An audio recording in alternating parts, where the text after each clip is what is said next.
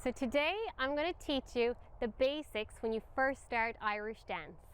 One of the first things you'll learn is hands out, thumbs in, fingers over your thumbs and down by your side.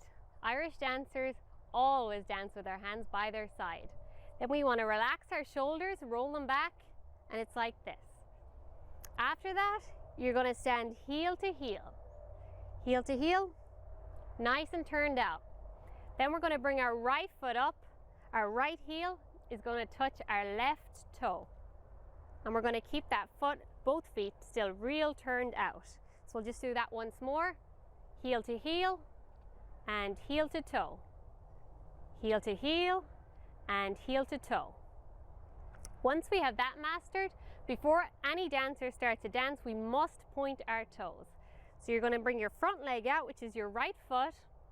You're going to point it really straight so you can feel the pull in your leg, and you're going to point your toe as hard as you can so you squish those toes up at the top of your shoes.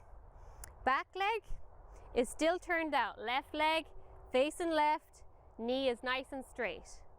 So you're going to have a straight back leg, straight front leg, and everything is pulled really tight, and that toe is pointed, and the only part that touches the floor with that front foot is your toes. We don't want to see this.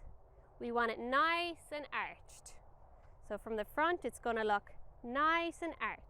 And then we also have this shape where we try and close our legs right here so there's no gaps. So you're going to push that right leg over just slightly to the left. Just like this. And that is the basics when you're learning how to point in Irish dance.